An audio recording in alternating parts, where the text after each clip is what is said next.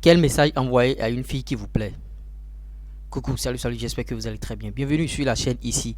Ici, nous partageons bien sûr les astuces de séduction, comment entretenir une belle relation, comment bien sûr évoluer dans votre couple, tout ce que vous voulez. Donc, si bien sûr vous partagez cette thématique, likez cette vidéo, abonnez-vous à la chaîne et n'oubliez pas d'activer la cloche de notification. Quels sont les messages à envoyer à une fille qui vous plaît?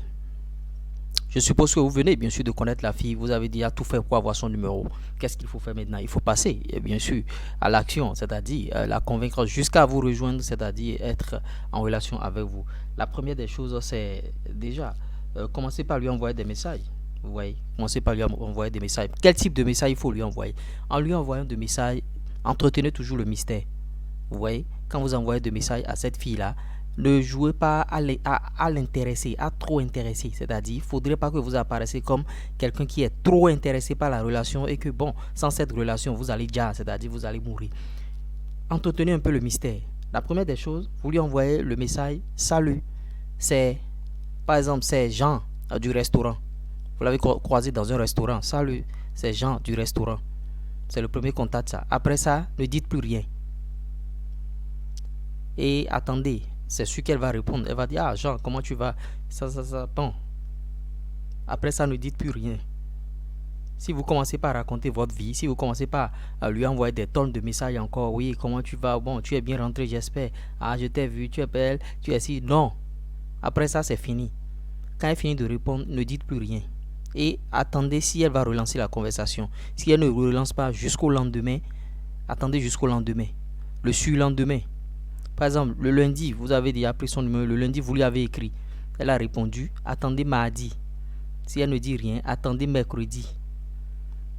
Vous voyez? Et le mercredi, vous pouvez déjà commencer par établir un rendez-vous avec elle.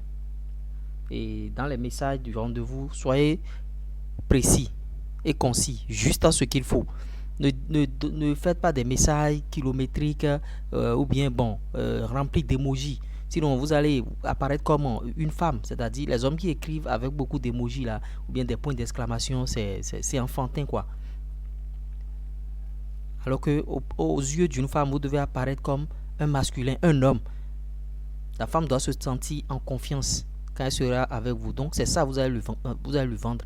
C'est-à-dire, quand tu seras avec moi, tu seras réellement en confiance, tu seras réellement en sécurité. La femme doit se sentir en sécurité, je dirais. Donc, il ne faut pas envoyer des messages avec des emojis de rire, des emojis par-ci par-là. Non, c'est enfantin et c'est pas bon. C'est dégueulasse. La fille, elle ne va pas vous considérer. Vous allez diminuer votre valeur. Maintenant, vous calez le rendez-vous. Maintenant, ce que vous lui dites au message, il ne faut pas jouer un rôle, il ne faut pas jouer la comédie. Il faudrait que quand vous allez vous rencontrer en face comme ça, qu'elle puisse constater que c'est le même homme qui m'a écrit. Vous voyez, le même homme qui m'a écrit. Il n'y a pas assez de différence. Il faut qu'elle puisse constater ça. Surtout.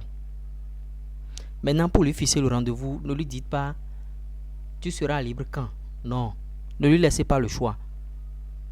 Pour fixer un rendez-vous avec une fille, vous lui dites ah Clémence, on se voit le. Vous voyez, Clémence, on se voit le. À tel endroit. Ne dites pas Clémence, est-ce qu'on peut se voir le. Ou bien Clémence, j'aimerais te voir le. On se voit le. Ça va lui paraître un peu bizarre. Là, ça va vous permettre de sortir du lot. Parce que tous les hommes qui lui ont proposé des rendez-vous, ne dites pas ça. La plupart vont dire, bon, Clémence, s'il te plaît, on peut se voir le samedi. Clémence, j'aimerais te voir le samedi. Clémence, donne-moi ta disponibilité. Et vous venez, vous dites, Clémence, on se voit le jeudi. Vous voyez? Et il ne faudrait pas que vous sacrifiez votre temps pour elle. Si elle dit non, le jeudi, je ne suis pas libre, on se voit le samedi à telle heure. Si elle dit jeudi, je ne suis pas libre, on se voit le samedi, vous lui demandez l'heure. Elle va vous dire une heure. Et dans un premier temps, dites-lui, même si vous êtes libre, dans un premier temps, dites-lui, je ne suis pas libre. Elle va vous dire le jeudi, non. Le samedi, à 14 heures. Dites-le non, à 14 heures. Même si vous êtes libre, dites-lui non. À 14 heures, je ne suis pas libre. Je dois être en train de travailler. Je dois être quelque part.